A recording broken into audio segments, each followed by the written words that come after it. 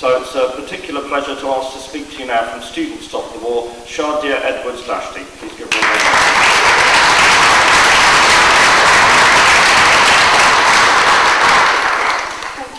It is a privilege for me to have the opportunity as a student to speak and reflect on the issues of this morning's panel. And indeed, it is a privilege for me to be on the panel with those, some of whom have devoted their life's work to the subjects upon which they speak. I have neither their breadth of knowledge nor their life's experience, but I do know one thing, and that's this. For a resistance movement, for an analytical movement, and for a counter-movement to survive, its survival depends on young people to carry the movement forward into the future. And I want to be a part of this. And being a part of all of this is a great honour. I will speak in respect to the student body. What students are doing today is very significant. We are becoming a voice to be reckoned with, a voice that must be heard, and a voice which governments across the world must engage with and listen to. We are the voices of the revolution. If any government, including our own, thinks that students' voices can be ignored or silenced, gagged or distorted, then look at what is happening around the world. From Tunisia to Egypt to Bahrain to Red Lion Square. It is students who have taken a lead.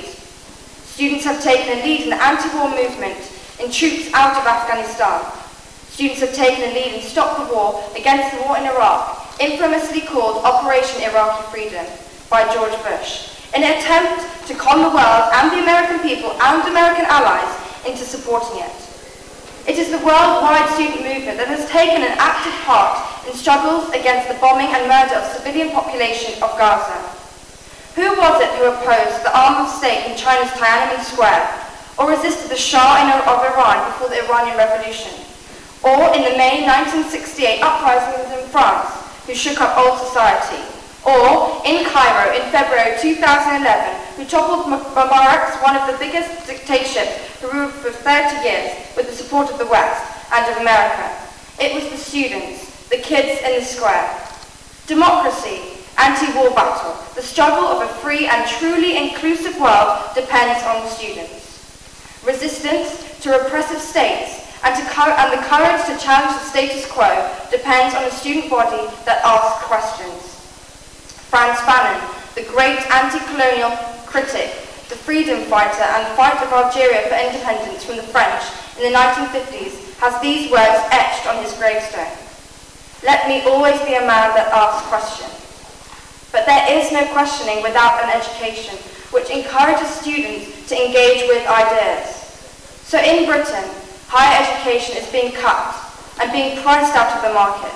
So ideas are being cut. Critical thinking is being cut, and cut again. Why can't the government fund higher education?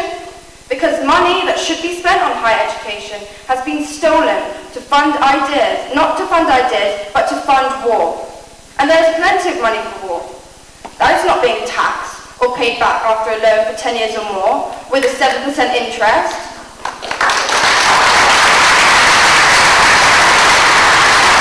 And I, a mere kid, along with millions of students in this country, are being asked to pay the cost of this war in Afghanistan by having to pay for our tuition. When students sign a check for tuition fees, when we take on a loan for life, we have been robbed. We want to fund peace, not war. It is up to us to demand a real education, an education of critique, of interrogating knowledge about the world around us, so that the next generation will challenge the government and stand fast to principles of freedom and equality and play a part in student politics and student anti-war activism. It is the task of student activism to challenge the prevailing status quo, to challenge a status quo which has demonized particular communities on the grounds of colour, of race, of ethnicity, and now people are being demonized because of their faith, and women are being criticized because of what they wish to wear. Now, as far as the war on terror, I will say this. 9/11 was a terrible mass murder on innocent civilians. No one doubts that it was an appalling mass murder. But 9/11 unleashed a response which did not seek to understand what had prompted this attack, nor did it seek to analyse the causes of this attack. Instead, crude and juvenile simplistic analysis blamed the attacks on fanaticism. as a result unleashed a most ferocious response, using the law to abuse very principles on which the law was founded, by creating law, and more law, and more law, which I call outlaw, to crush communities whose only crime was a belief in Islam. Of course, acts of terrorism, which involve violence, are to be condemned, and so too must we condemn the acts of state violence, that is, acts of state terrorism, by governments who wage war on other countries.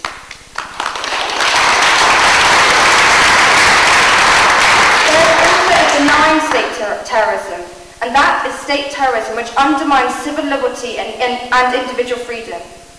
And in this, within the last decade, there have been a series of laws enacted which have declared that their sole aim is to combat terrorism. Bad laws are the worst sorts of tyranny, Edmund Burke in the 18th century Anglo-Irishman statesman said. What are these laws? These laws allow police to detain in custody a person suspected of involvement in terrorism or for longer than a non-terrorist suspect.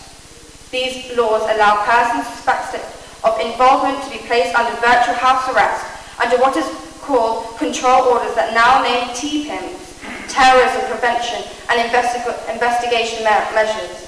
TPIMs, but not the summer refreshing alcoholic beverage with mint and fruit and cucumber. Oh no, not PIMs. The student movement here in Britain has come face to face with the state terrorism through police and repressive undemocratic tactics. We have been subject to containment. They have kettled us like cattle, but we challenge their belief in their right to do so. Kettling is not lawful. It is a false imprisonment. It is a breach of Article 5 of the European Convention of Human Rights, because it deprives us of our liberty and of our freedom.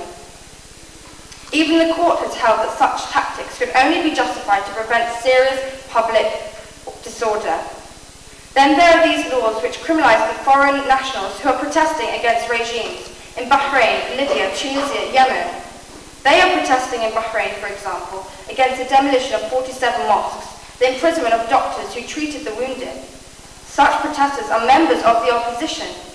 But since David Cameron saw fit to dine and entertain Bahrain's crown prince, while the Bahrain opposition find themselves criminalised in this country under proscription order, because that is what the war on terror, the legal war on terror, had done. Make criminals out of those who join groups that fight for democracy in foreign countries. W.B. Yeats, a British poet, wrote this: "What if the church and the state are the mob that howls at the door? Wine shall run thick to the end, bread tastes sour."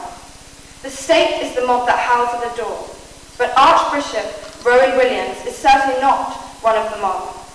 In the New Statesman this week, he has criticised the government on education and health cuts. He says that the anxiety and anger have to do with the feeling that not enough has been exposed to proper public argument. Doesn't that sound familiar? Doesn't that sound familiar? What proper public argument was had about Afghanistan? And so the mob howls and more laws are passed targeting particular communities, policing particular communities, labelling communities and in stereotyping communities that the government inflames racism and racial and religious hatred.